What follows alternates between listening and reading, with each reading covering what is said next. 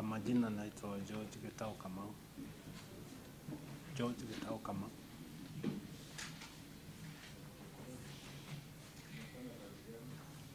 Nafanya kazi ya security na kampuni inaitwa Cyber Protection. Nafanya kazi ya security.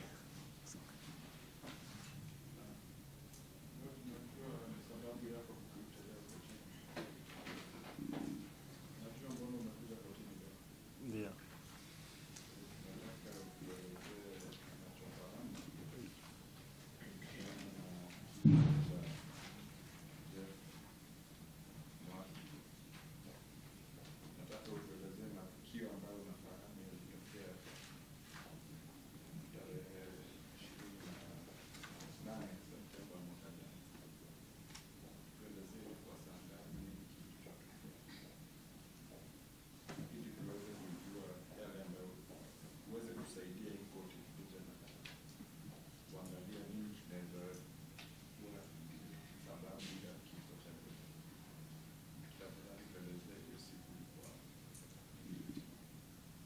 Hiyo siku niliingia kazini mwendo wa saa 12:10 jioni. Hiyo siku niliingia kazini mwendo wa saa 12:10 jioni, na wakati niliingia pale nikaenda kwa ile kitabu tunaandikisha umeingia kwa kazi. Nikaandikisha. Baada ya dakika kidogo ndio naye mwenzangu akaingia mwenye ilikuwa tushike ndulia naye. Alafu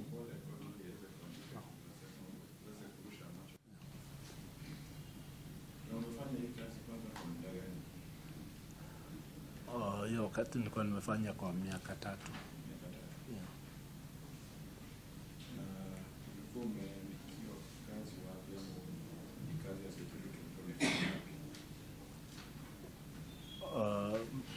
Mahali niliandikwa kwa ofisi ya Simba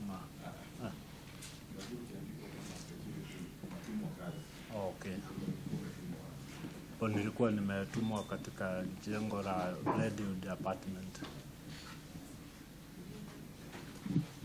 Jengo la Redwood Apartment.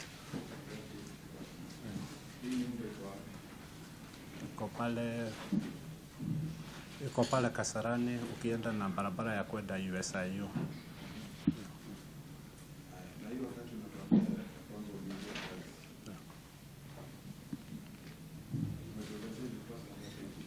Saa 12:10 jioni. Sasa wakati aliingia tukaendelea na kazi, na tunaendelea na tukabadilisha wenye waliokuwa mchana. Sasa tukaendelea na kazi. Sasa sisi ni kazi usiku. Sasa tukiendelea na kazi ndio ilifika masaa ya kitu saa 9 nikakuwa tu nikienda kupiga patrol huko kama ilivyokuwa kawaida. Wakati nilikuwa napiga patrol nilikuwa nimeacha mwenzangu pale kwa mlango, kwa jumba ile ya security pale kwa mlango. Abdalla. Alafu baadaye ndio nikarudi na tukakaa hapo pamoja juu ilikuwa inaelekea sasa masaa ya asubuhi, na hakukuwa na watu wengi wanaingia ama wanatoka.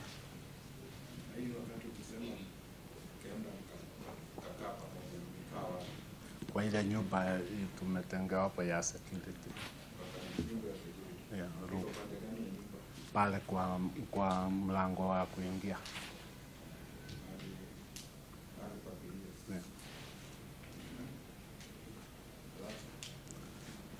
Alafu mwendo wa saa 11 asubuhi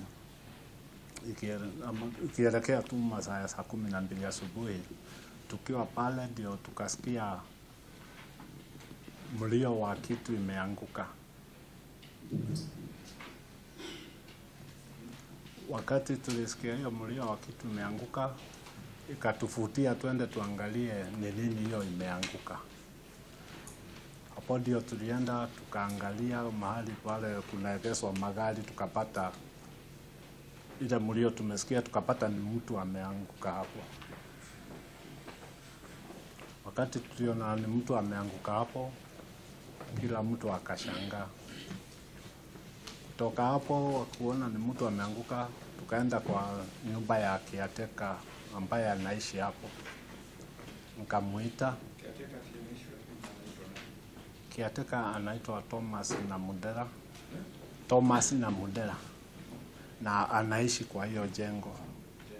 Hiyo ya Redwood anaishi hapo. Floor ya kwanza. Nikaenda, nikamuita. Na nikamwambia chenye nimeona. Yeye baada ya kumwambia chenye nimeona ndio alitoka, akachukua simu, akapigia manager wa hiyo jengo, akampigia simu. Baada ya huyo manager kupigiwa simu akakuja. Namfahamu kama jina Sam. Yeah. Baada ya yeye kukuja, alikuja akaona chenye kimefanyika, akapiga simu kwa police station ya Kasarani. Sasa maafisa wa polisi wa kutoka Kasarani wakakuja. Wakati walikuja sasa, wao na manager wakachukua hiyo kasi, sasa wakaendelea na uchunguzi yao.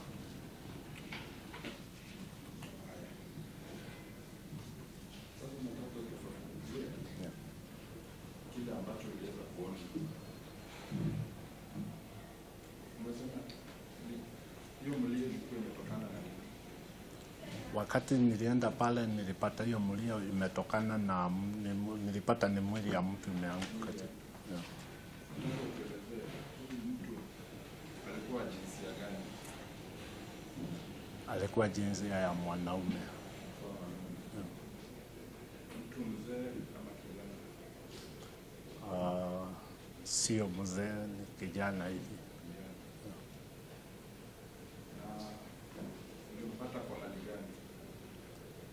Alikuwa amelala chini na alikuwa amelala chini, alafu kichwa nikapata imepasuka. Yeah. Alafu alikuwa na nguo, alikuwa na t-shirt na trouser ya jeans, lakini na socks nyeusi. Lakini trouser yenyewe ilikuwa imefurutua ikafika pale kwa miguu.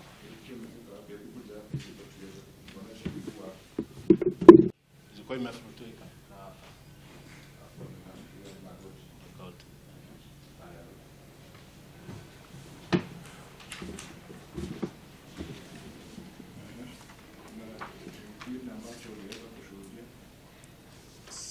hiyo tu, sikushuhudia kitu kingine.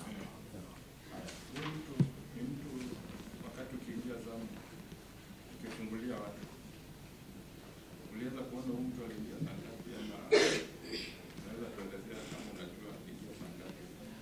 Sikuweza kuona aliingia saa ngapi.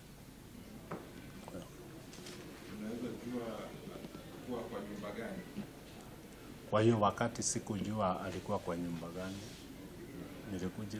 Nilikuja kujua baadaye. Hiyo usiku, hiyo apartment kulikuwa na kitu yote ulisikia tano kama hivi? Sikusikia. Hakukuwa na chochote cha extraordinary ile tunaweza sema? So hata vita hukusikia vita mahali? Sikusikia vita mahali. Wakati ambapo alianguka, kuna majirani walikuja kushuhudia, ama ni nini kati yenu kama security? Sisi kama security ndio tulienda, lakini majirani walikuja baadaye. Hapo siwezi kukumbuka vizuri ilikuwa baada ya dakika ngapi, lakini walikuja baadaye. Kama walikuwa ngapi, ama ni nyumba zote zilifahamishwa? Sio nyumba, ingawa sikumbuki vizuri, lakini sio nyumba zote zilifahamishwa. Mlifahamisha watu? Tulifahamisha, mimi yule mtu nilifahamisha ni caretaker. mwenye ambaye sasa wakati nilimfahamisha alichukua simu yake akapigia manager. Nasema so our tenants kwa hizi nyumba zingine hawaweza kufahamishwa nini kimefanyika. Wao walifahamishwa baada hiyo, wakati hawakufahamishwa udao.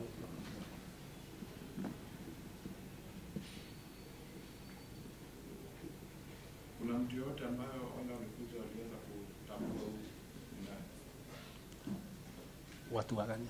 Wale ambao walikuja kushuhudia. Nasema kuna majirani walikuja. Lakini hakuna mwenye nilipata akishuhudia akitambua ni nani.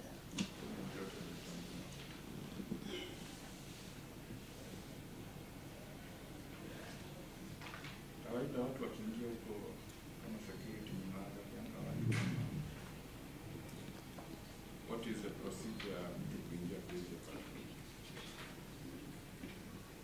Wakati unaingia pale, kama wewe sio mtu unakaa huko, unaingia, unaelezea mahali unaenda, alafu unaita mtu mwenye unaenda kwake. Unamuita? Unampigia simu. Wewe ndio unampigia ama Huyo wewe umekuja ndio utapigia mwenye unaenda kwake simu. Alafu ukipiga simu yeye atashuka akuje aseme wewe ni mgeni wake. hiyo ni sahihi wewe kama wewe si mwenye huko. Yeah. Na mwenye huko akikuja na mgeni. Sasa mwenye huko akikuja na mgeni akwambia hawa ni wageni wake, hutamuuliza. Yeah. Kuna mahali wataandikishanga kama umekuja na mwenye nyumba. Sana sana wale walikuwa wanaandikisha sana sana ni wale wamekuja peke yao, kama hana mwenye nyumba.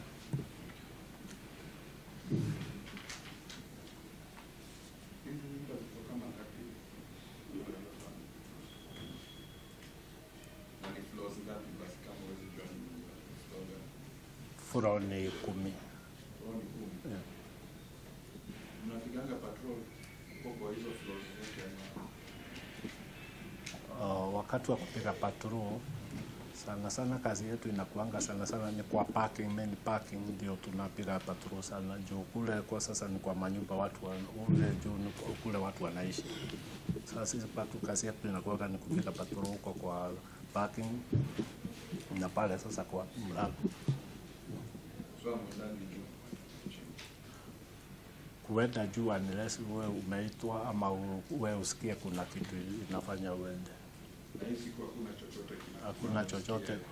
Hakuna chochote. Unakuanga askari wangapi kwa kila zamu? Wawili. Yeah.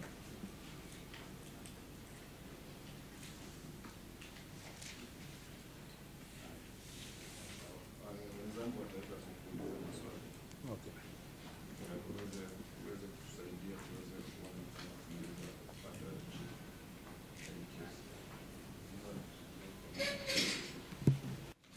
na ulijua wakati ambapo marehemu waliingia kwa hiyo nyumba ya DJ Fatso, ulikuwa unajua DJ Fatso alikuwa na wageni hiyo siku? Siku najua hiyo wakati. Na kwa ile karatasi ambayo inakuanga hapo kwa gate ilikuwa imeandikwa kuwa Fatso aliingia na wageni? Haikuwa imeandikwa juu wakati tenant anaingia na wageni hakuwa anaulizwa. Okay. Nyumba ya tenant bila huyo tenant kuwa hapo, sio? Huyo tenant sasa kama ni mgeni na tenant wote wa hiyo mahali wako na card ya kuingia kwa nyumba. yeah. Na hiyo kadi inapeanwa kadi ngapi kwa nyumba?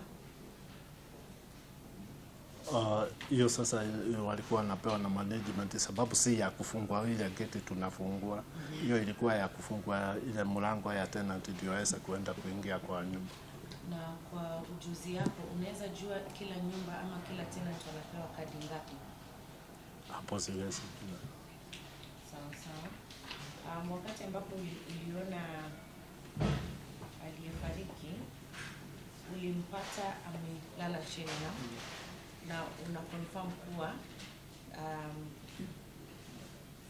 suruali yake yani trouser ilikuwa chini. Yeah. Hiyo ni kumaanisha alikuwa uchi. Juu ilikuwa chini, alafu mwingine kwa na t-shirt. Alikuwa na t-shirt.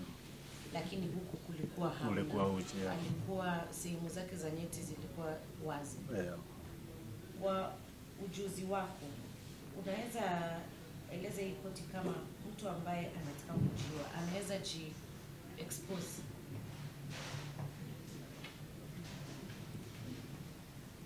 kulingana na wewe? Mtu ambaye ana zile fikra za kujiua ni mtu ambaye ataji-expose kujionyesha uchi wake kabla ya kujiua.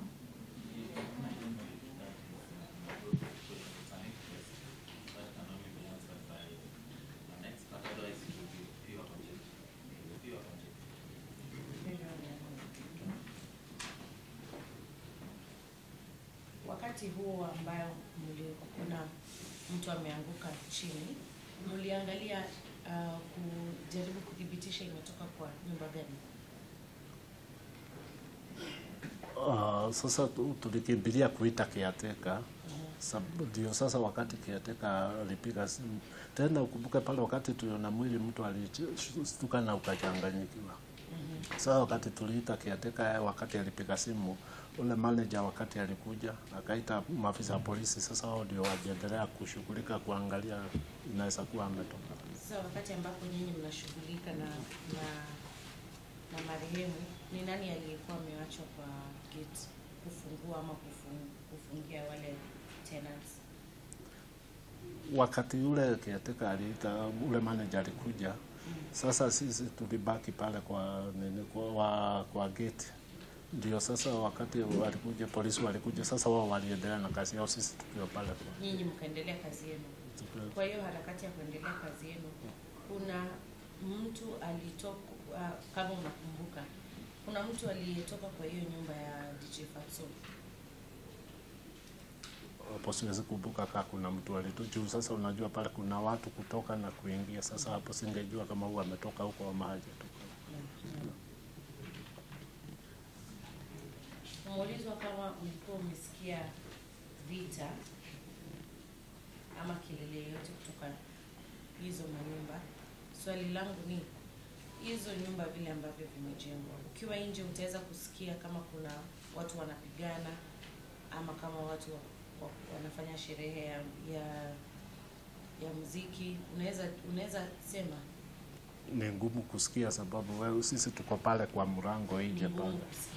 Kwa hivyo haiwezi semekana kuwa wewe ungejua kama watu wanapigana kwa nyumba yoyote. Hapana, siwezi kujua. Asante, ni hayo.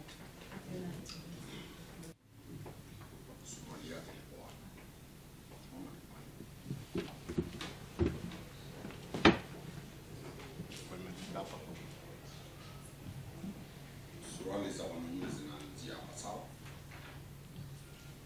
Ilikuwa pale kwa magoti. Na mmethibitishia kwamba sehemu zake za nyeti zilikuwa wazi. Kwa hivyo suruali fupi haikuwa imekaa mahali inatakikana kukaa. Ilikuwa wapi? Pale trouser ilikuwa. Mimi niliona hiyo trouser. Trouser ndio uliona. Na pande hii kutoka hapo mpaka juu ilikuwa uchi. Ilikuwa uchi. Ulisikia mlio ya kitu kianguka? Yeah. Ulichukua muda gani kufika mahali hicho kitu kilianguka? Haikuwa muda mrefu.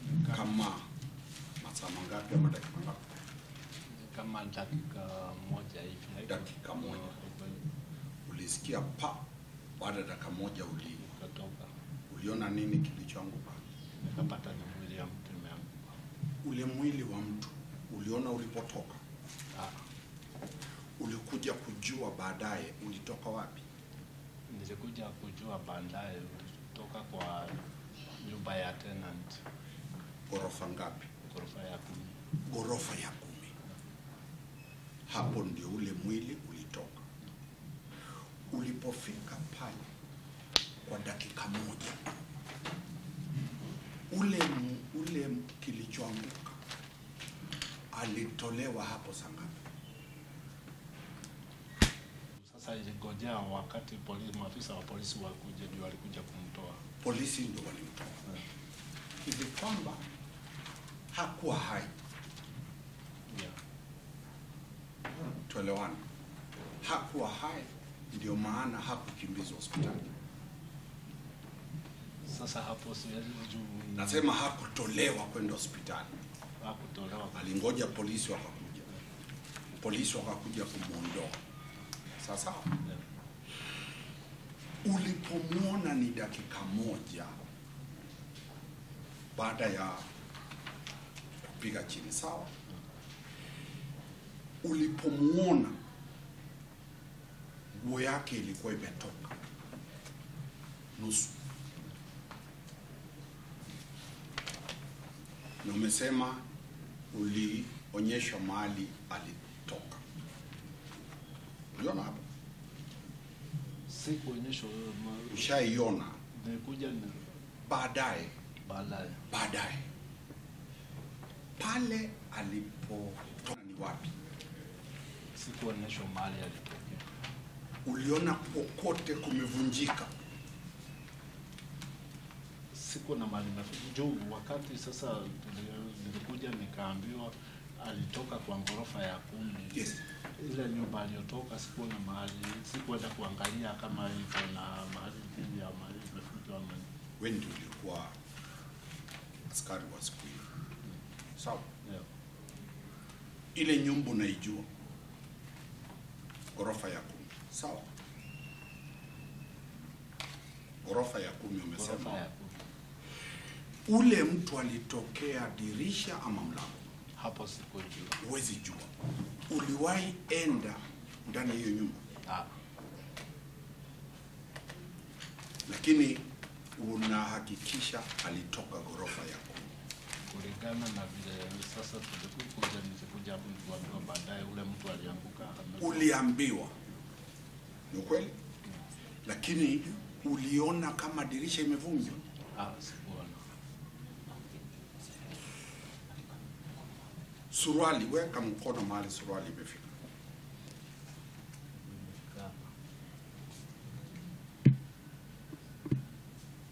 Suruali ikiwa pale, mtu anaweza tembea? Hawezi tembea. Anaweza panda kwenda juu ya mti na suruali kwa? Yes. Hawezi. Have no further questions.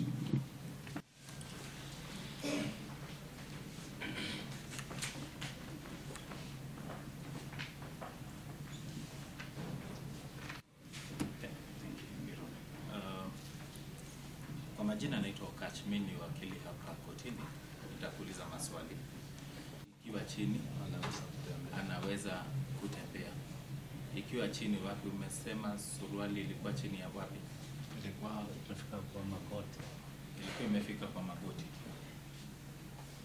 Kwa hivyo ikifika kwa magoti unataka kusema, na sitaki nifike pale nikwambie tuonyeshe practically. Lakini ikifika hapa siwezi weka step hivi. Tukiweka hiyo suruali hapo, unataka kuniambia siwezi kufanya step hivi? Fanya step wapi? Yes? Fanya. Pardon? Kufanya. Kuweka step. Siwezi nikafanya hivi na nitembee hata suruali ikiwa hapa. Sinaweza. Inategemea. Sasa wajua ile suruali wakati iko pale chini kama inategemea. Swali yako, jibu yako ni inategemea, si ndio? Bwana nani umekuja kujibu hii maswali ndio tusaidie, si ndio? George Gitau Kamau. Na unajua ulijibu ndugu yangu, ndio maana ninauliza na huku sema inategemea, lakini sasa hivi umetuambia inategemea, si ndio? Umeuliza kama mtu anaweza tembea. Anaweza eka step. Uliulizwa kama mtu anaweza eka step ikiwa hapa. Mtu anaweza tembea, si ndio? Yes? Hebu nifafanulia ile step na kutembea. Step ni kufanya hivi. Weka step moja na niweke step ya pili.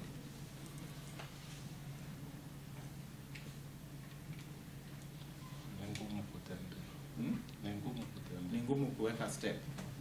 Yes? Yeah. Ulikuwa na huyu mtu wakati ambapo alijaribu kutembea ikakuwa ngumu. Sikuwa na yeye mimi. Hukuwa na yeye. Wewe umeifanya wewe mwenyewe practically ukaona ni ngumu kutembea. Ndio ujibu. Umeweka hivyo suruali yako na ukajaribu? Sijaweka. Hujaweka. Kwa hivyo tu unajibu kenye unafikiria. Haujafanya practically na hukuwa na yeye. Nikiuliza bado hiyo swali, tukiwa tu hapo, ni ukweli ya kwamba marehemu hakuwa na belt. Sijui kama uliona kama alikuwa na belt. Tunaambiwa hakuwa na belt kwa hiyo suruali. Sikuwa na belt. Haukuwa na belt. Kwa hivyo yenye inasemekana hapa ni ukweli.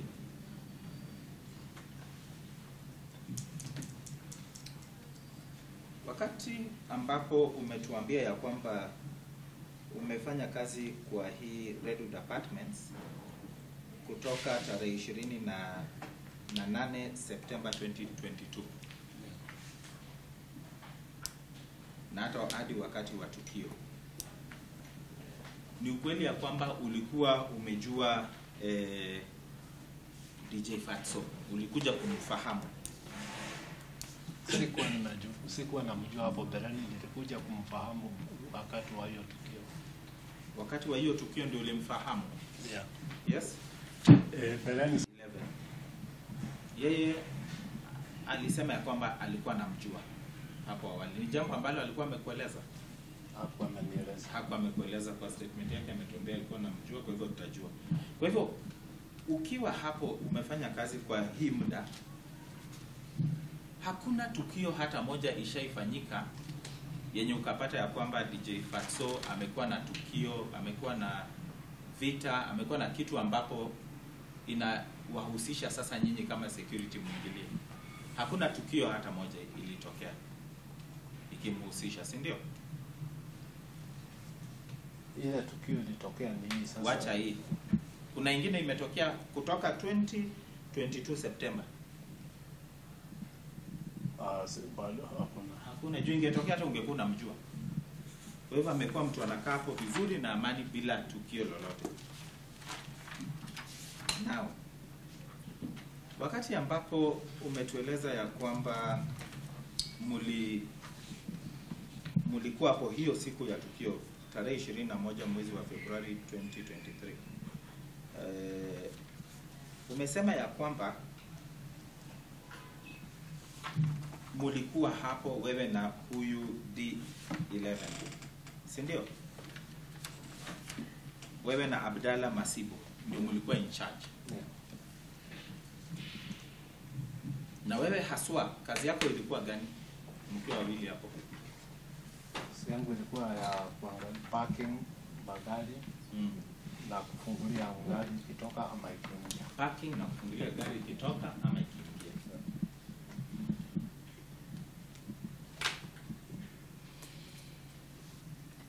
Kwa hivyo unadhibitishia hii koti, unaweza dhibitishia hii koti ya kwamba huyu Fatso na wenzake wakiingia uliwaona?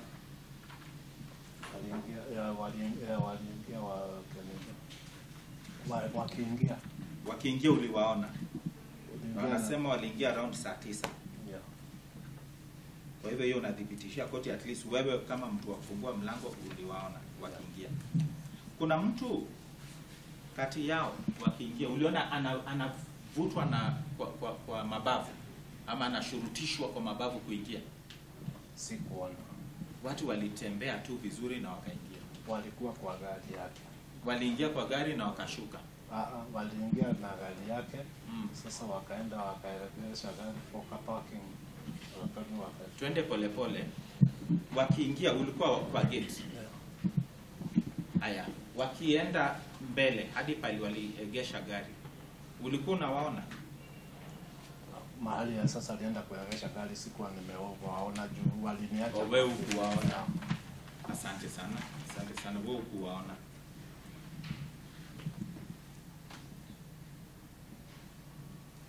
Ulipata nafasi ama umepata nafasi ya kuangalia CCTV? Sijapata. Haujapatiwa hiyo nafasi hata na mtu kuona ndio udhibitisha yale ambayo umeona? Sijapata. Haujapata.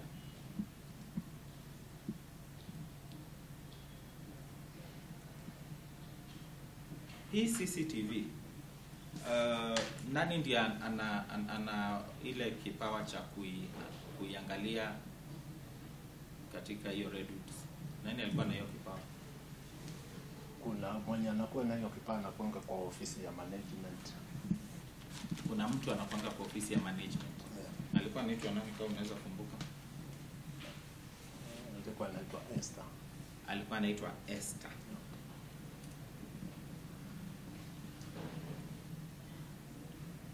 Huyo ndiye alikuwa na ile kipawa ya kuangazia mambo ya CCTV. Yeah. Okay. Na mambo kitu yoyote yenye imefanyika hapo ama tukio lolote inakuwa rahisi kuangalia CCTV na unafaa kuweza kupata, si ndio? Kujua. Si rahisi sababu sisi si nyenye management, si ndio?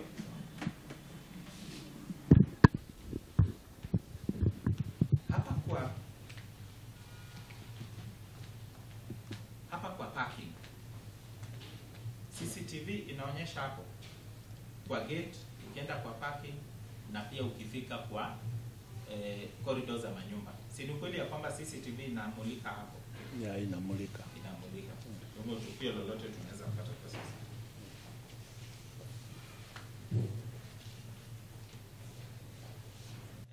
Ushaisikia complaint ya kwamba CCTV haifanyi vizuri ama hainakili vizuri? You know, I object to the line of questioning by counsel. The witness has clearly said CCTV is in the mandate of management. He is just a security officer. Perhaps counsel can ask the relevant questions to the witness that is before the dock.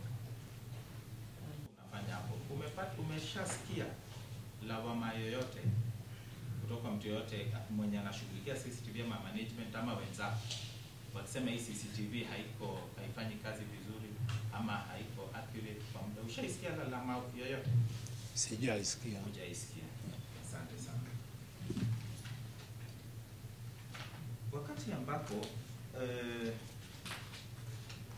Wakati ambapo sasa mulikuwa na huyu mwenzako baadaye usiku, umetuambia pahali ya kwamba mwenzako alikuwa anapumzika. Na nimeiona kwa statement yako. Unamaanisha nini kupumzika? Ni kulala ama ni kupumzika gani? Na hiyo ninauliza Bwana Abdalla Masipo wa Kutu. Umesema ya kwamba ulikuwa na yeye hapo na ukaacha kupumzika hiyo usiku. Yes? Yeah, nilimwacha hapo nikienda kupiga patrol. Ndio kupumzika ni kukaa. Unamaanisha alikuwa amekaa tu akiona ama alikuwa amelala? Hakuwa amelala. Au ni kukaa tu? Yeah, kukaa. Asante. So, wakati ambapo kuna wakati ambapo tunaelezwa ya kwamba Bwana Fatso alitoka na hiyo gari. Gari yake ilikuwa ina gani kama unakumbuka? Unaweza kumbuka? Ama unaweza kama ukumbuki pia ni sawa. Si imekuwa muda. Sasa unajua siwezi kusema hii gari ni yake juu sijui ile gari aliingia nayo. Unakumbuka? Ile gari aliingia nayo hiyo wakati ilikuwa aina ya Subaru. Yeah. Kuna wakati uliona hiyo gari ikitoka around saa 11. Yeah, ilitoka baadaye. Yeah.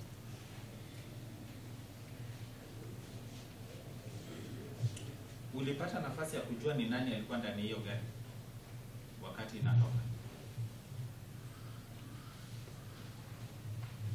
Sikuangalia juu yeye mwenyewe ndiye alikuwa anaendesha. Sasa sikuwa yeye ndiye alikuwa anaendesha. Hiyo hata ni sawa tu. Kama umehakikisha ni yeye alikuwa anaendesha kutoka ni sawa.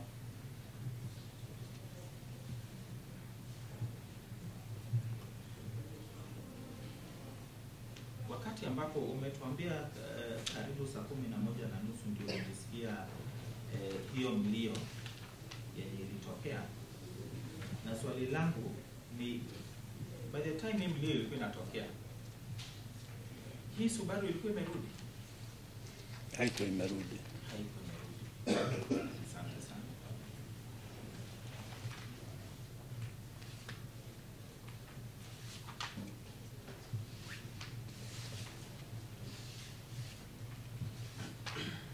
Wakati ambapo mmekaa hapo polisi wakakuja, wewe ulitoka hapo saa ngapi? Hiyo kesho yake ulikuwa umetuambia ulifaa kufanya hadi saa 12 ya asubuhi, lakini juu ya tukio ulitoka hapo saa ngapi? Nilitoka hapo ikielekea mwendo wa saa 3 asubuhi. Mwendo wa saa 3. Yeah.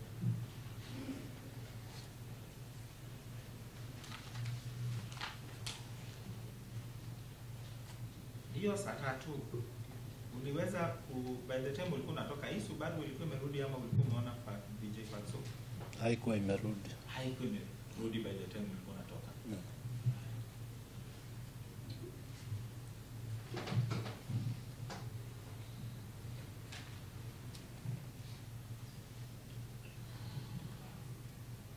Ya mwisho umeulizwa ya kwamba hii mwili unaweza kuwa imepitia mlango, imepitia dirisha. Wewe uliweza kujaribu kufafanua jambo hilo wakati huo wa hii mkasa? Hapo sikuweza kufafanua kwamba imetokea wapi. Na wakati wa mkasa na marehemu pia angeweza kuongea, si ndio? Yeah.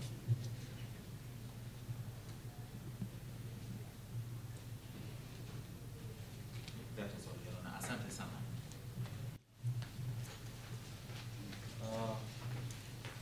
Kulingana na ile maelezo imeeleza hii koti, ningetaka, najua umeandika statement na umesema hapa wakati ulisikia mlio na mkaenda kuangalia, ningetaka uthibitishe ya kuwa wewe mwenyewe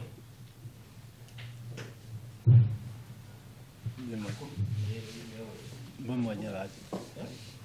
Burudia tena. Ningetaka udhibitishe kama uliambia tenants wengine, wale wengine wakazi wao. Kuna watu uliambia hiyo mambo imefanyika hapo wakati huu? Ule mtu niliambia hapo ni caretaker. Huyo ndio niliita kwake, ndio akatoka. Sasa yeye ndiye alikuja akapigia manager simu. Sasa hao watu wengine mimi sikuambia mtu ati kuna kitu imetokea. Na uliona Abdalla akiambia watu wengine? Sijaona, sikuona.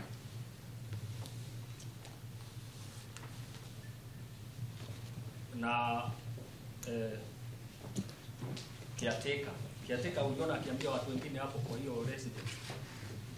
Sasa hapo kama aliwaambia siwezi jua baada ya mimi sikuona.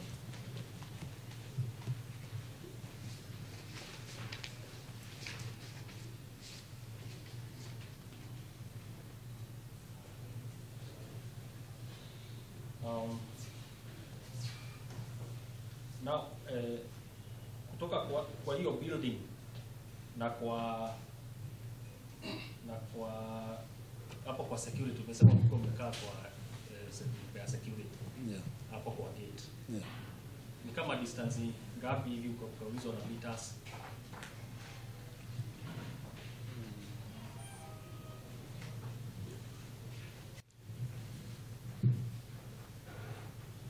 Mkiwa hapo saa ingine mlikuwa mnasikia sauti huko ndani ya hizo manyumba?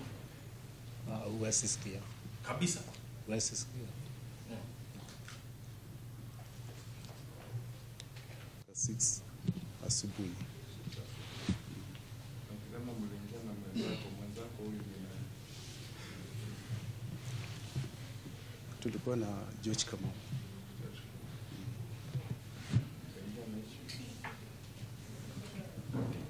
Yeah, tukaingia night. Tukafanya kazi yetu kama kawaida. Sema mlifanya kazi yenu kama kawaida, kazi yenu inahusisha nini? Okay, kama security kazi yetu ilikuwa ni kulinda command gate, kufungua gate, kufungulia magari, visitors, tenants, so So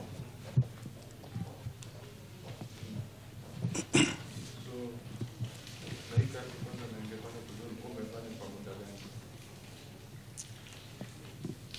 by then sikuwa nimekaa sana, sababu nilikuwa nafanya na kampuni Ipset. Sasa tukafika mahali tukasimamishwa. Sasa ile kujishikilia Tunauliza ulikuwa umefanya kwa muda gani? like 5 months. 5 months. Hii siku kuna chochote kilichotokea?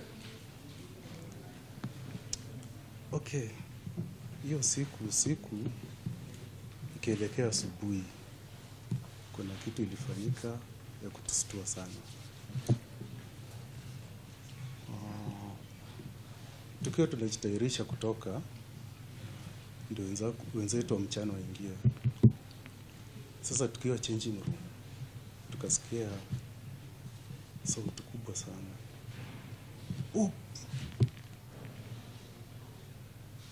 Hiyo sauti tukashtuka mahali tulikuwa tumeanza kuchange.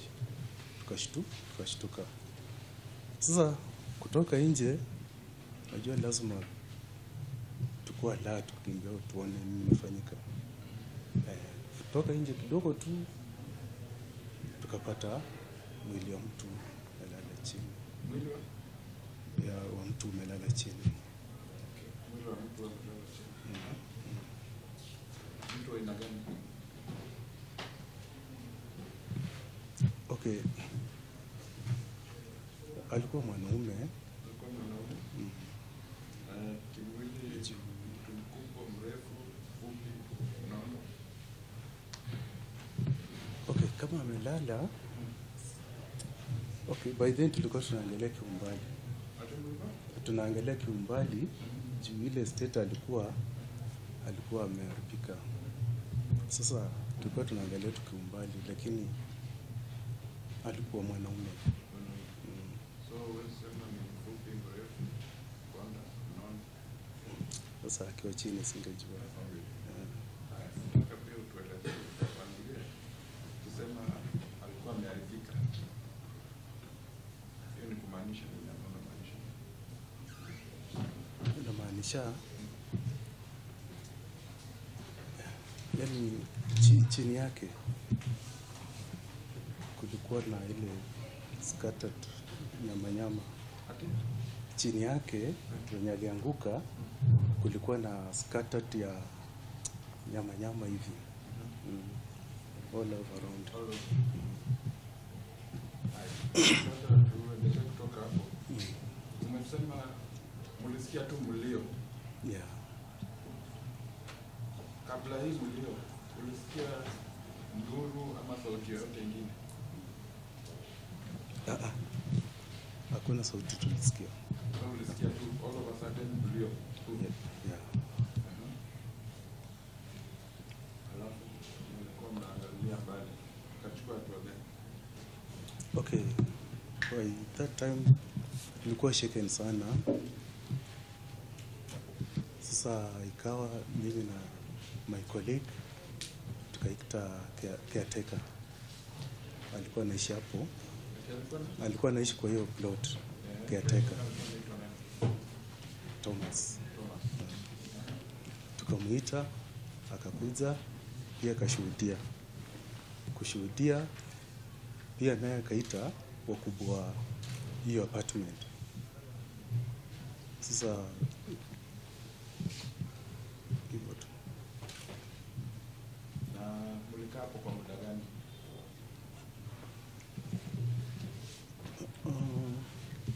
Tulikaa sababu vile mkubwa wa apartment alikuja, aliita maafisa wa polisi. Maafisa wa polisi vile walikuja wakateka over hiyo shughuli ya kuangalia, kupiga mapicha, kila kitu. Sasa nataka utuelezee tu vile tupenda review. Nataka utuelezee mavazi ya huyu mtu ambaye alikuwa anavaa.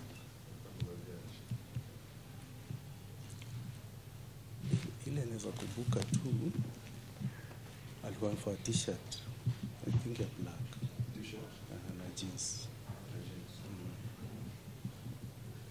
Hivyo tu ndio naweza kumbuka. Hivyo tu ndio naweza kumbuka. Kuna kitu yote uliona tofauti ya hizi nguo ama mavazi yake?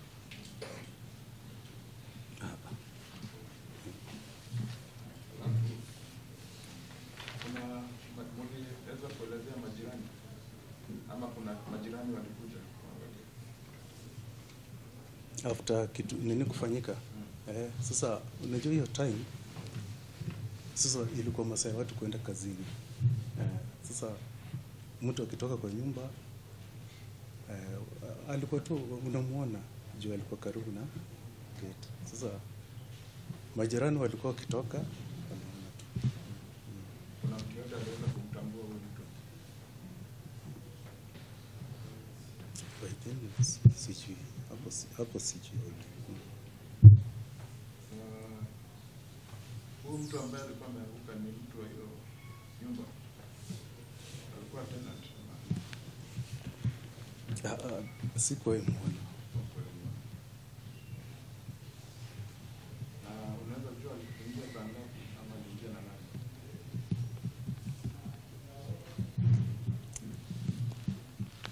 Hiyo masaa kuingia, hiyo masaa kuingia ndio okay, kuingia na nani sijui. Jinsi ya kuingia huko kwenye apartment procedure ni gani? Okay, ile apartment tuseme tenant akiingia na gari, najua sasa security tunakuanga tumemark hii ni gari ya hapa, hii si ya hapa. Sasa tenant akikuja na gari, najua sasa anaingia anaenda kwake, tulikuwa tunamfungulia. Hiyo ndio sheria. Na mtu akiingia na si tenant? Mtu akiingia na si tenant lazima andikishwe.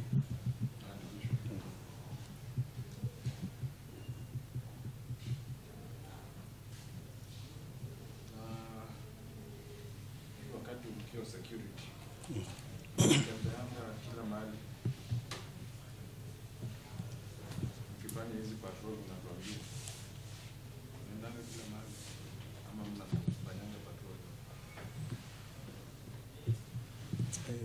Patrol mostly tulikuwa tunaangalia parking sana sana magari, alafu pia najua ile gate inakuanga na iko busy sana, watu ni wengi.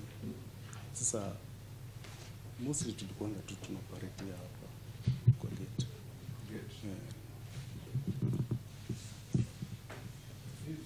Kuna chochote kilifanyika ambacho si cha kawaida apart from hii tukio ya huyu kuanguka? Ulisikia kama kulikuwa na anything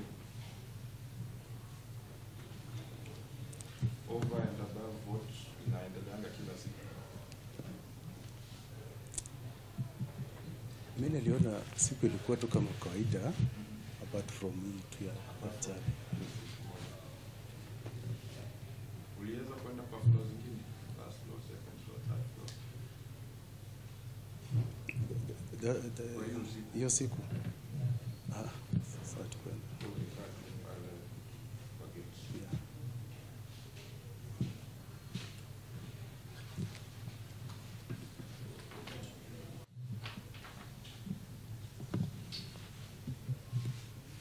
Hapo mahali alikuwa mlango ya kutoka kwa building. Kidogo ni kama hapa na hapo nje kidogo. na hapa katikati ni nini unakuona?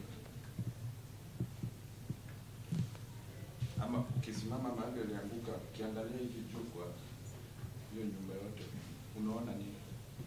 Okay, mahali aliangukia pale, ukiangalia juu kuna hiyo space inaitwaje? Corridor. Hiyo space. Yes. Sasa mahali madirisha sasa imetokea hivi. Madirisha. Ni madirisha pekee iko kwa hiyo pande. Okay, venye ilijengwa hapa katikati si ni corridor.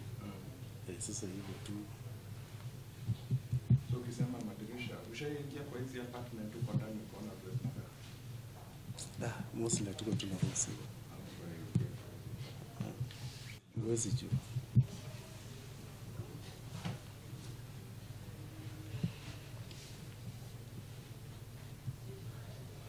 Na unakumbuka uliandikisha taarifa na polisi kulingana na hii kesi? Yeah. Kwa statement yako kuna mahali ulikuwa unaelezea mambo ya browser ilikuwa kwa magoti, ilikuwa unamaanisha nini?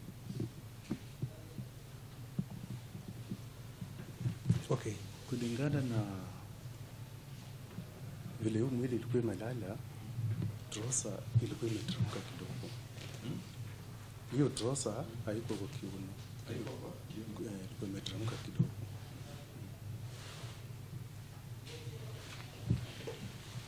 Uliona kama ilikuwa na mshipi na hapo ilikuwa na mshipi? Sikuwa na mshipi. Viatu? Hata viatu sikuwa.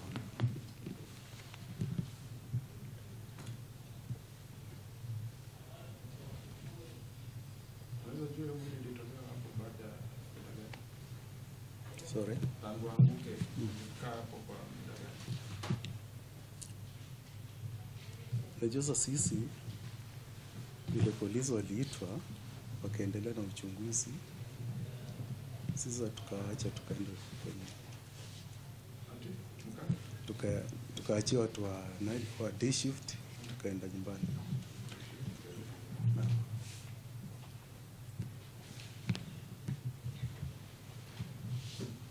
Wakati mliona mtu ameanguka, hamkuona haja ya kumpeleka hospitali? Kitu kama hiyo.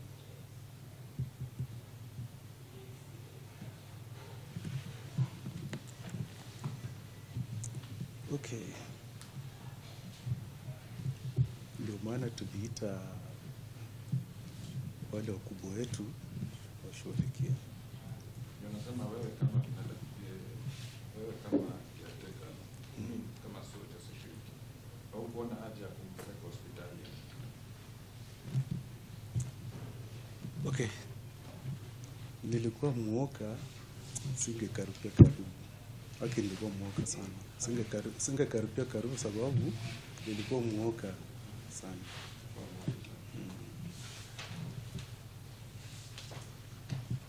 Kwa hivyo huwezi jua hata kama alikuwa hali ya maafa? Siwezi jua. Siwezi nikajua. Haya, tuulize maswali na kuhusiana na kile ambacho unaweza fahamu. Yule aliyefariki alikuwa amelala hapo chini. Alikuwa nguo yake ilikuwa imefika nguo ya chini. Nguo ya chini ilikuwa imeteremka kidogo. Kwa hivyo unaambia koti kuwa alikuwa uchi, ama kulikuwa na ile nguo ya ndani? Ya ndani alikuwa nayo. Ya ndani alikuwa nayo na ilikuwa hadi hapa. Jaribu kukumbuka. Hapo sikumbuki vizuri. Ni sawa kama ukumbuki vizuri, ni sawa. Ulijua alitoka kutoka nyumba gani?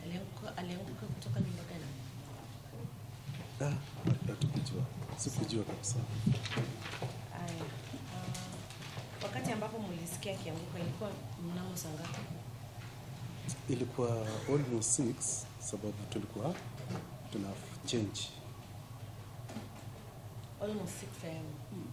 Yani some minutes to 6 haikuwa late sana. Na wakati ambapo alianguka alipiga mayowe ama kulikuwa na sauti yoyote yenye ilitoka kutoka marehemu? Sikusikia sauti yoyote. Wala nduru sikusikia. Ni hayo tu. Asante. Karibu. Niuliza maswali pole kwa yaliyotokea hiyo siku. Umesema ya kwamba ulikuwa umefanya kazi kwa miezi mitano. Yes. Hapa katika Redwood. Redwood nilikuwa nimefanya tu miezi kama 2. Umefanya hapa miezi kama 2. Yes.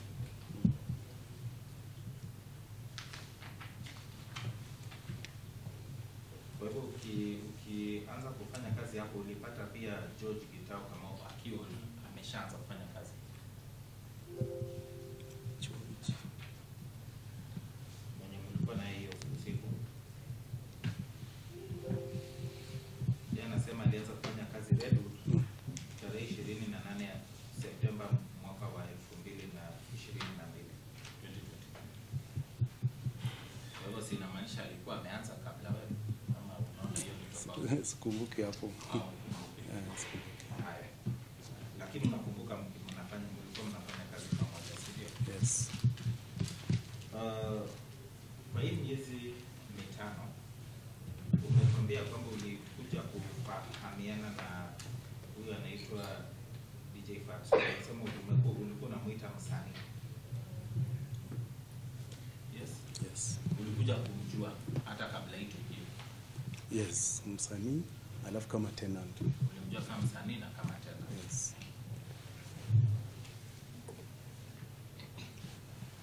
Kwa hiyo miezi 2 ambayo unasema umefanya hapo, uliweza kuona akiwa na vita vurugu na mtu yote ama akiwa na kesi yote na nyinyi ya security?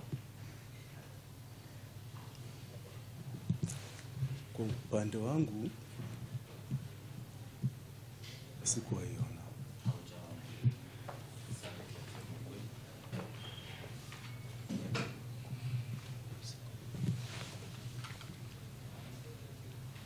Ni ulipokuwa kwa hiyo miezi 2 juu na kuwa hapo usiku, ni ukweli ya kwamba mara mingi alikuwa anakuja usiku wa manane kulingana na kazi yake ama hata asubuhi? Okay. Unaweza kukumbuka jambo kama hilo? Hata sasa ni ukweli nikisema ya kwamba alikuwa anakuja anarudi kwa nyumba mara mingi usiku kabisa ama hata ukielekea asubuhi? Ama ilikushtua hiyo siku amekuja saa 9 ya usiku? Ilikushangaza? Alikuja saa zingine alikuwa anakuja hiyo masaa. Saa nyingine alikuwa anakuja hiyo masaa. Na ni kweli ya kwamba hata si mara ya kwanza umemwona akiwa na wageni akikuja?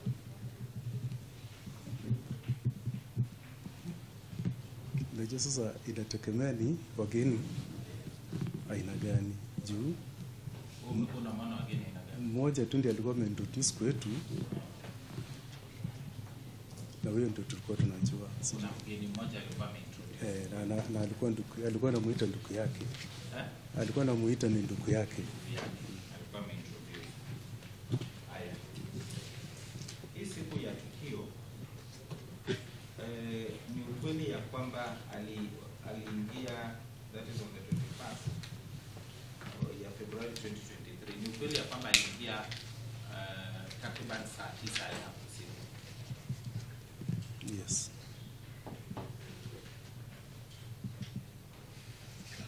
Mkamfungulia gate mkona nje.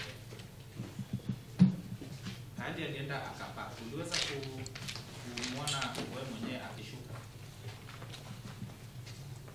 Unajua sasa tukishafungua gari ni sawa tu kama uliona sikuona. Haya, wakati ambapo ni ukweli ya kwamba kuna wakati ambapo aliweza kutoka, tunaambua karibu saa 11 aliweza kutoka na mkamfungulia mlango akatoka. Unakumbuka hiyo? Yes. Na hiyo ndio ilifanyika, alitoka. Na hiyo ilikuwa kabla hiyo umesikia hiyo sauti ya ni kama mtu ameanguka. Yes. Asante sana.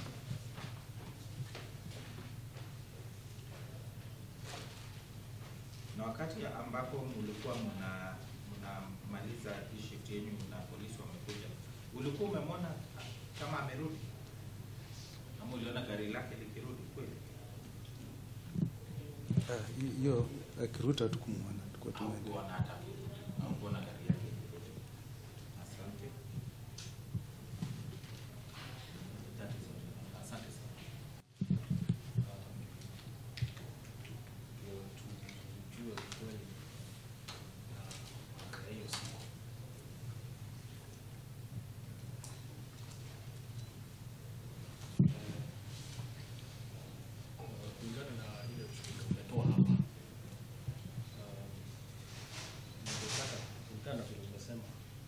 confirm ya kwamba ama ukiambia wewe uliita tenant unakumbuka.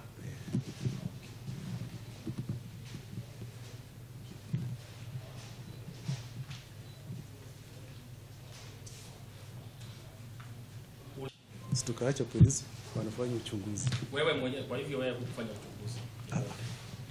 Kwa hivyo unadhibitishia koti hakuna kitu uchunguzi yote ulifanya. Mimi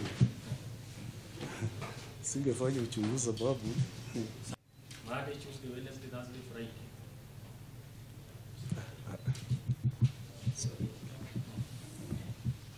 Lakini ilikuwa siku ya kwenda kazi na shule. Watu wale waliona ile vitu imefanyika hapo, wale walikuwa wanatoka ili waende kazi. Lakini hakuna watu walikuja kuanza kuitwa kwa manyumba kuja maoni ama waulizwe maswali, isipokuwa polisi wakati walikuja. Sidhani. Na polisi sikuona hiyo. Na wewe mwenyewe na wale mlikuwa nao hamkuhusika kwa investigations, mliachia askari wafanye. Yes.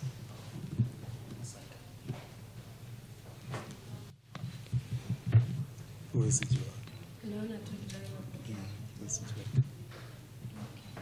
Swali lingine umeulizwa kuhusu marehemu mwenye alianguka chini. Wewe umeelezea hii koti kana kwamba ulikuwa umesimama mbali kabisa huko karibia. Si ati mbali sana. Lakini sikusongea karibu sana. Kama kwa mlango huko ama kwa hiyo kiti ama ilikuwa umbali wa aina gani? Kama pale nje kwa koti. Huko nje? Unaona? Kwa mlango? Yes, mbele ya mlango kidogo. So hapo unaweza angalia mtu kama nguo imefika chini. Unajua umesema trouser ilikuwa imeteremka kidogo. Unamaanisha nini kusema imeteremka kidogo? Yaani haikuwa kwa position yake. Karibu na makoti. Na mwenzako alisema mwenye nilikuwa na yeye vile aliona mwili akakimbia kuita caretaker. Wakati yeye alikimbia kuita caretaker, mlikuwa watu wawili. Wewe ulifanya nini? Ulisimama tu kwa mbali ama nini ilifanyika? Hiyo wakati yake kimbia kuona caretaker. By then mimi nilikuwa nimechanganyikiwa. Hata nilikuwa nalia. Nilikuwa tu niko kando. Hata mkiniuliza nini ila happen hapo baadaye sijui. Nimeuliza hivyo kwa sababu ulisema hali yake ilikuwa imesambaratika. So, nataka kujua unamaanisha nini kusema hali ilikuwa imesambaratika. Nimesema hivyo sababu zile nyama sumu. So naelewa. Kwa hivyo uliona kama damu. Damu. So wewe ulisimama tu mwenzako akienda kufanya kitu yote. Venye nimesema nilikuwa nimechanganyikiwa, hata nilikuwa nalia. Swali lingine ni kwa hiyo parking. Marehemu aliangukia. Unaweza sema alianguka kutoka kwa dirisha ama kwa wewe umeelezea ukisema inaweza kuwa kwa dirisha kwa corridor. So ile kitu nilikuwa namaanisha si venye nyumba inajengwa hivi. Kuna kwanga ni hiyo space ya ventilation sasa. Hiyo space. Sasa alikuwa anaanguka chini. Swali ya mwisho ni after umesema nini after kuachia management na supervisor wenu na polisi nyinyi mkaondoka? Tulienda nyumbani tukaachia sasa day shift. So mjui chochote yenye iliaka na after mmeondoka? Yes.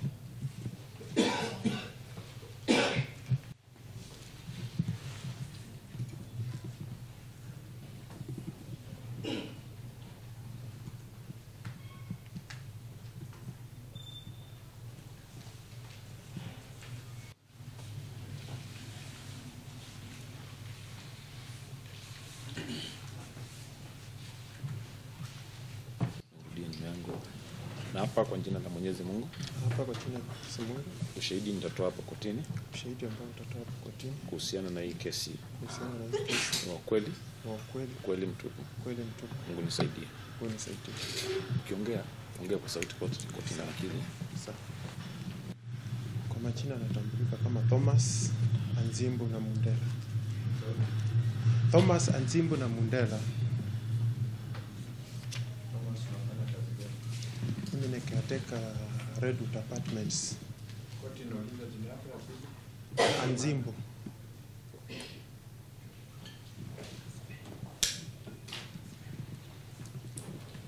Unaweza kuspreadia hiyo jina inaandikwa aje? Jina Anzimbu. ANZIMBU. Na tumetuelezea unafanya kazi gani? Mimi ni caretaker Wapi? Redwood Apartments. Redwood Apartments. Hii kazi umefanya kwa muda gani? Niliingia Redwood kufanya hii kazi kuanzia mwezi wa Disemba mwaka wa 2022. Disemba 2022. Nataka tuelezee matukio nini kilifanyika tarehe 22 Februari mwaka wa 2023 kuhusiana na hii kesi, kile ambacho nafahamu kinaweza kusaidia kujua ukweli nini kilifanyikia. Hiyo siku ilikuwa nimeingia kwa nyumba ni kitu kama 30 minutes after kuingia kwa nyumba nilisikia mlango yangu ikinokiwa na mtu akishout. Kitu ilikuwa around 5 hapo. Nilikuwa nimetoka nje. Yeah. So kuingia kwa nyumba kupumzika, after 30 minutes nikasikia mtu ananock mlango akishout, akiita jina langu. Ndipo nilipofungua nikapata ni security ambaye anaitwa Kamau. Akaniambia kuna mtu ameanguka huko chini. So mimi nikatoka, nikaenda pale, nikaangalia huyo mtu, nikaona si tenant wa hapo. Nikachukua simu nikapigia jamaa alikuwa in charge of security, alikuwa anaitwa Kim na manager. Walipokuja tukakava hiyo mwili. Walipokuja tukachukua makaratasi na makatoni, tukaanza kukava hiyo mwili ambayo ilikuwa imelala hapo chini, na suruali yake hii long ilikuwa kwa makoti.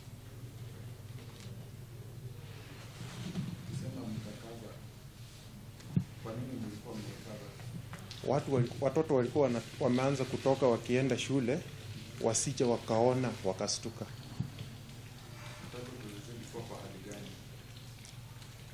Hiyo mwili ilikuwa imeanguka, kichwa imepasuka. Hii long ilikuwa kwa makoti, ilikuwa amevaa t-shirt ya black na simu ilikuwa kando yake. Simu ilikuwa hapo kando yake.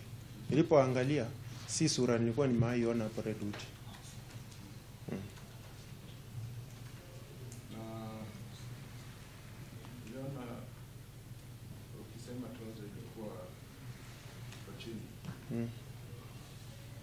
Alikuwa na suruali ya ndani.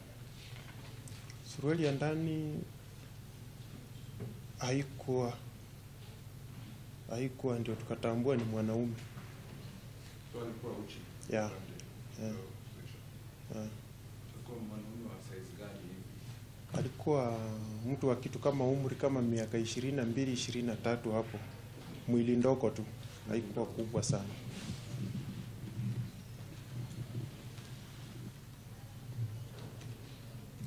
Wewe ulisikia huo mlio ya mtu akiamka? Sikusikia. Wewe ni caretaker kwa hiyo nyumba? Yeah. Natumaini ushaingia kwa one of the houses. Yeah. Hiyo area ukisimama hapo, pale mwili ulianguka, ukiangalia hivi juu na unaona nini? Ukiangalia juu kuna nyumba ambazo ziko line hiyo ni madirisha. Madirisha? Madirisha ya rooms. Ya rooms?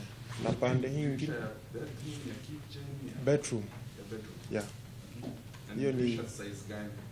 hiyo dirisha ni kama mita 1.5.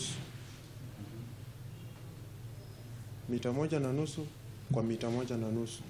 Yeah. Iko na grill. Yeah, iko na grill. Grill ya muundo gani? Iko na grill ya flat. Hiyo grill ni kama imeachana kitu kama 25 centimeters. 25 centimeters. Kutoka kwa chuma hadi ingine. Kutoka chuma moja hadi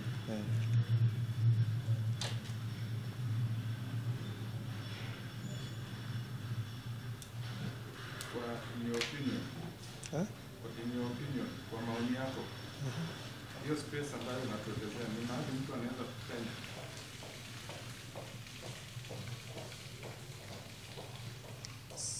Hiyo space, kwa hiyo dirisha kuna space moja mahali hinges hii nini ya kufunga iko ni kakubwa kiasi, mtu anaweza penya. Yeah. Yeah. Hii siku ulisikia kama kulikuwa na mvutano ama kelele yote kwa hiyo apartment? Hakukuwa kelele yote, kulikuwa tu kazi. Yeah. Kulikuwa na party? Ulisikia kama kuna watu? Hakuna party ilikuwa sehemu hiyo. Mliweza kujulisha other tenants kilichotokea? Wenye walikuwa wanatoka ndio walitambua, lakini wengine hatukuwajulisha. By the time waamuke mwili ilikuwa imebebwa. Hamkuona kuna haja ya kuwajulisha ili mjue ametoka wapi? Sasa wale walikuwa wanatoka nje ndio walijua, lakini ukiangalia hiyo line yote ya nyumba zote zilikuwa zimefungwa. Zilikuwa zimefungwa kiaje? Watu bado walikuwa wanalala. Watu bado walikuwa wanalala. Uliweza kuchungulia huko juu? Niliangalia huko juu nione mahali kuna kitu kama mtu amepita mahali ama kuna watu, sikuona mtu yeyote. Yeah. Kulikuwa na dirisha ambayo ilikuwa wazi? Hakukuwa na dirisha, ilikuwa wazi saa hii.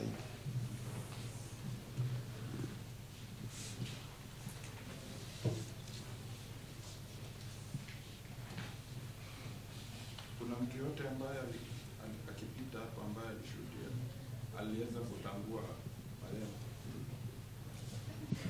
Kila mtu mwenye alikuwa anapita hapa alikuwa anasema hamjui. So hadi mwili iondolewe, wale watu wote waliangalia, hakuna mtu yote alimtambua? Hakuna mtu yote alikuwa ameitambua.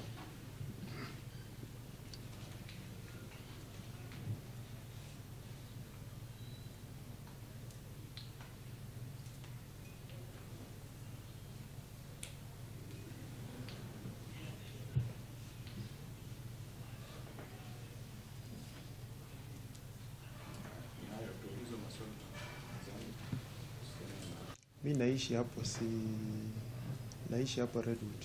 Hiyo usiku huko umetoka? Sitokangi, naishi tu hapo. Hiyo usiku huko umetoka nje? Unaishi tu hapo au utokangi? Hakuna siku unatokanga kwa nyumba? Kutoka kwa nyumba, umeuliza kutoka kwa compound kwenda nje ama kutoka kwa nyumba kuingia? Hiyo siku ulifika nyumbani sana? Kwa nyumba yangu? Naam. Niliingia kwa nyumba ilikuwa around saa 10:30 hivi na 40. Sisi jua exact masaa. AM. Yeah. Kwa hivyo usiku huo haukuwa nyumbani? Sikuwa ndani ya nyumba. Sikuwa ndani ya nyumba, nilikuwa nje ya nyumba yangu. Around the building, yeah. Ulikuwa nje ya nyumba yako wapi haswa?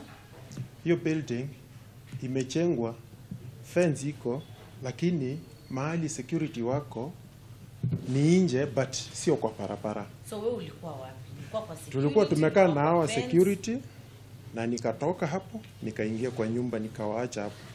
Sawa. Umeulizwa kama ulisikia kelele, kama watu walikuwa wanapigana ama kulikuwa na mvutano ama labda sherehe, kulingana na pahali ambapo ulikuwa, ungeweza kusikia kelele yoyote? Kelele ikiwa hapo, huwa patrol inafanywa usiku, tunastopisha kelele. So hakukuwa kelele yote. Wewe swali, siulizi patrol, nataka unijibu maswali kulingana na kile wewe ulisikia ama uliona, sawa? Wewe ulisikia kelele, unasema ulikuwa hapo kwa security. Yeah. Naam? Yeah. Kutoka kwa security, mtu akiwa kwa security, achana na story ya patrol. Unaweza sikia kitu kiendelea kwa nyumba ya mtu. Kama ni nyumba za chini unaweza sikia. Kwa hivyo kama ni nyumba ya chini. Yeah. Haya, hiyo building iko na how many floors? Iko na 12 floors. 12 floors. Yeah. Si ndio? Na nyumba yako iko wapi? First floor. Iko first floor. Yeah. Kwa hivyo wewe unaweza sikia tu zile vitu ambazo zinasemwa kwa watu wenye wako first floor. Mahali niko first floor, the rest ni parking. So ni wewe alafu parking. Parking iko pande hii. Na ukiwa ndani ya nyumba yako unaweza sikia watu wakipiga kelele ama mvurugo ama wakipiga sherehe. Kama wako nje Wakiwa hapo kwa ndani ya gate, nyumba yao. kwa nyumba siwezi sikia. Kwa hivyo ukiwa pale kwa security hauwezi sikia. Yeah. Na ukiwa ndani ya nyumba yako pia hauwezi sikia. Yeah, maybe iwe ni ya second floor. Lakini ingine hapana. Haya. Umeelezea dirisha fulani. Unaelezea dirisha ipi hiyo? Dirisha za guest room. Za? Guest room. Pande hiyo dirisha yenye ziko huko ni guest room. Zile za wageni. Za wageni. Yeah. Hiyo building yenu iko na rooftop, mahali ambapo watu wanaweza enda kule juu. Yeah. Na hapo kuna CCTV camera. CCTV ziko rooftop. Kuna CCTV ziko rooftop. Yeah. Na hiyo siku mliweza kuangalia CCTV kuona nini kiliendelea? Mimi sikuhusika popote kwa kuangalia CCTV. Au kuhusika kuangalia CCTV? Umesema kuwa watu wa hizo manyumba zilikuwa hiyo ama ni maoni yako ama una hakika? Milango ilikuwa imefunga zote. Milango zilikuwa zimefunga. Zinaonekana kutoka upande wa pale marehemu waliangukia ama hizo milango ziko upande gani? Ni dirisha ama ni mlango? Milango ziko huku, dirisha iko huku. Dirisha ndio iko nje, lakini milango ziko ndani kwa floor. So hizo milango nilitembea zote, hakuna hata light ilikuwa inawaka kwa nyumba ya mtu yeyote huko. Kwa hivyo ulidhibitisha? Umejaribu kutufafanulia hili jengo lina floors ngapi? Liko na floor 12. Ukisema 12 umehesabu floors za parking? Ya chini hakuna nyumba iko hapo. Ground hakuna nyumba iko hapo. So umehesabu kutoka first mpaka 12. Kutoka first hadi 12 floor. Watu wanaishi.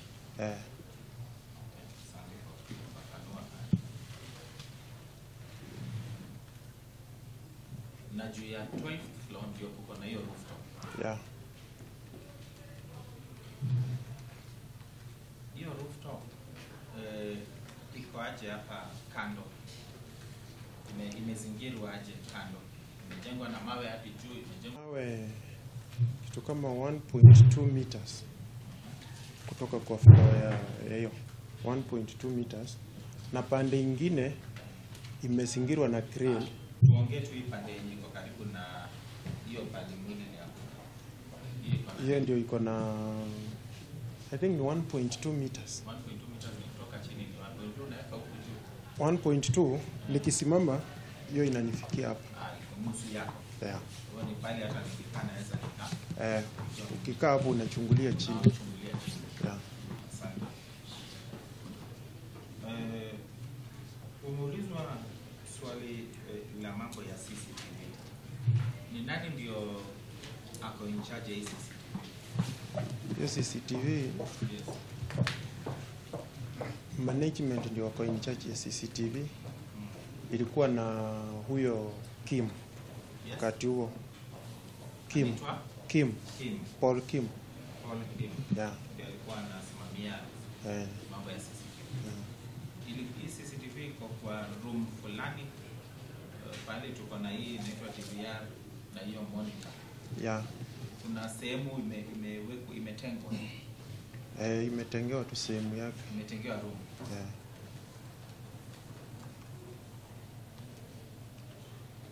Hiyo room ni kweli ya kwamba inakuanga imefungwa?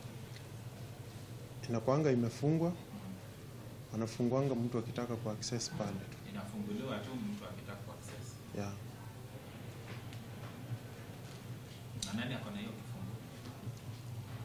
Kuna madamu wa Coco anaitwa Esther. Esther. Ndiye anakuwa na hiyo fungu. Yeah. Angalia CCTV.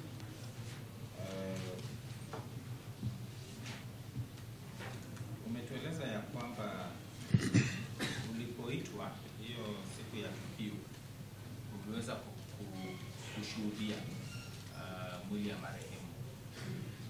Kwa nini unasema ni mwili wakati huo? Ulikuwa umehakikisha, ulijuaje ni mwili na si mtu ambaye amekufa? Nilipata mwili ikiwa imelala chini wakati niliitwa. Nilienda pale nikahakikisha ni mwili ya binadamu ilikuwa imelala chini. Mwili inamaanisha alikuwa hai hapo hai? Hakuwa hai. Niangalia ukaona hakuwa hai. Yeah. Okay. Ukasema ya kwamba muliambiwa, ulihakikisha si mtu wa hiyo wa jengo hilo. Yeah. Kwa hivyo ulikuwa unaweza kuona sura yake? Sura ilikuwa inaonekana. Sura ilikuwa inaonekana. Yeah.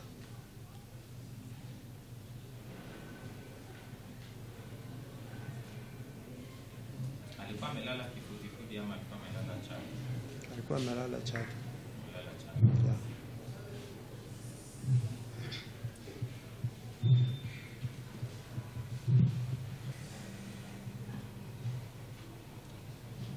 Umesema ya kwamba ulipigia polisi simu na ukaomba ruhusa ya kufunika. Sijasema nilipigia polisi simu. Yeah. Nilipigia mwenye ako in charge of security. Unasema huyo mwenye in charge huyo akapigia polisi. Yeah, kutoka hapo sasa mimi sikujua nani aliita hata polisi. Yeah. So nani muliweza kufunika mwili? Mwili tulifunika tu kando. Kando aje, hiyo ndio nataka ufafanulie. Ni kama kuifence na boxes, watu wenye wanapita, watoto wakienda shule wasione. Sasa tuseme ni kama mlitumia boxes. Yeah, tulitumia boxes kando yake. Mlitumia boxes mkamzingira. Yeah. Ambapo mtu hawezi akaona akipita. Yeah.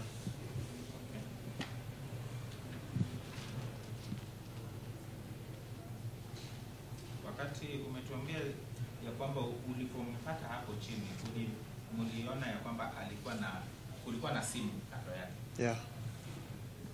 Wewe uliweza kuona hiyo simu? Kulikuwa na simu kando yake. Ngaji ilikuwa imepasuka. Uliona simu?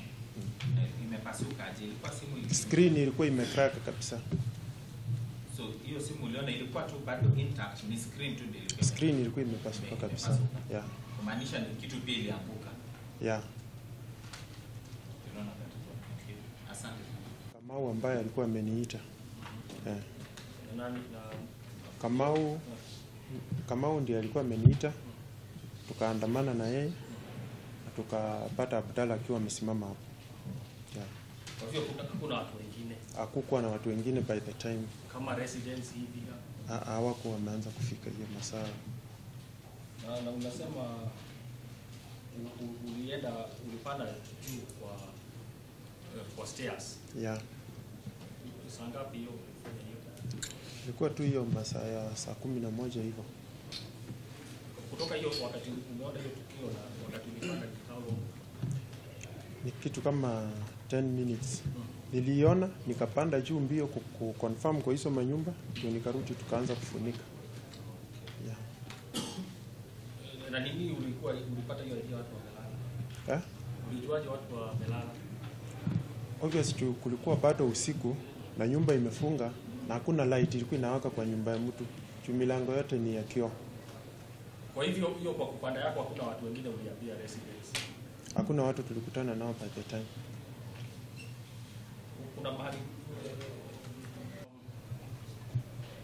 kulingana na vile umesema mlijaribu hata kufanya watoto wale wanatoka wakienda shule wasione hiyo mwili. Kwa hivyo ilikuwa hata mtu anaweza toka kwa hiyo nyumba na atoke na asione.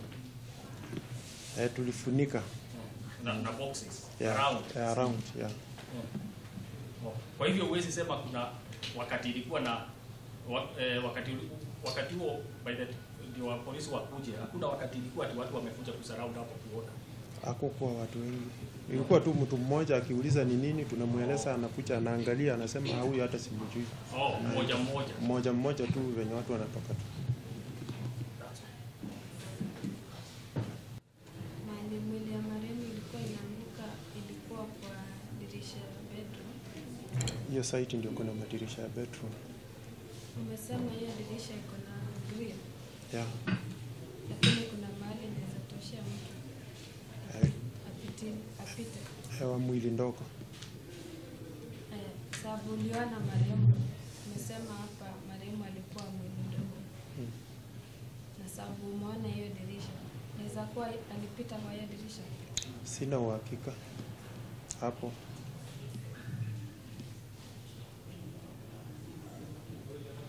Swali lingine ni umesema ukiangalia hiyo wakati madirisha zilikuwa zimefungwa. Yeah. Ukisema madirisha zilikuwa zimefungwa, ulizunguka kuanzia first floor mpaka 12th floor ukiconfirm hakuna madirisha iko. So madirisha unaziona tu hata zikiwa ukiwa chini. Simama kwako first floor, urushe macho mpaka juu, unaona dirisha zote zikiwa.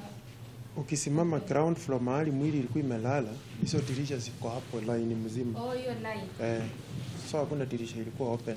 Na hakuna mtu alikuwa amewasha taa. Kila mtu alikuwa. Hakuna taa ilikuwa inawaka mahali. Hakuna mtu alitoka kuuliza kama kujulisha kwamba kulikuwa na mtu tulikuwa naye. Hiyo masaa hakuna mtu alikuja kuuliza.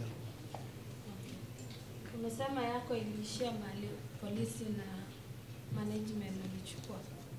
Yangu iliishia mahali security supervisor aliingia na Simba security wenye walikuwa kwa patrol kwa barabara wenye waliingia na gari.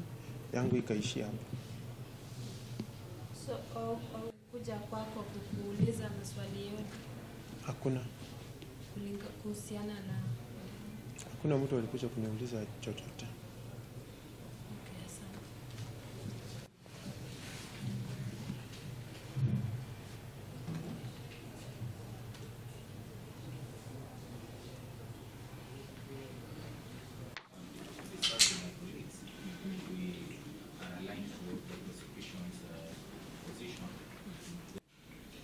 We have 13th and 14th of August.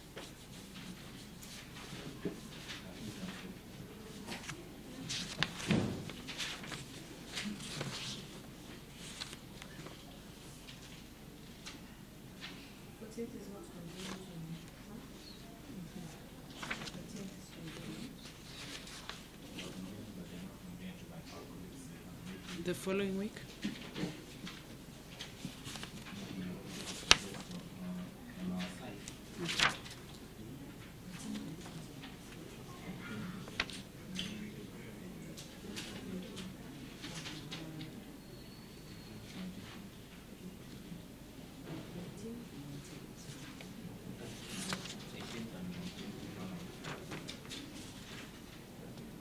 So how about 13th? Not convenient?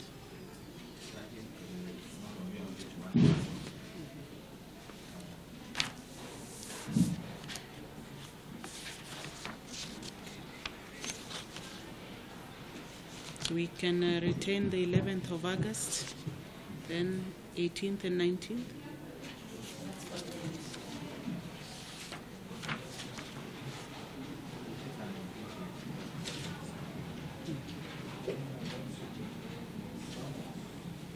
Summons to issue to D4 Gen 10 minor,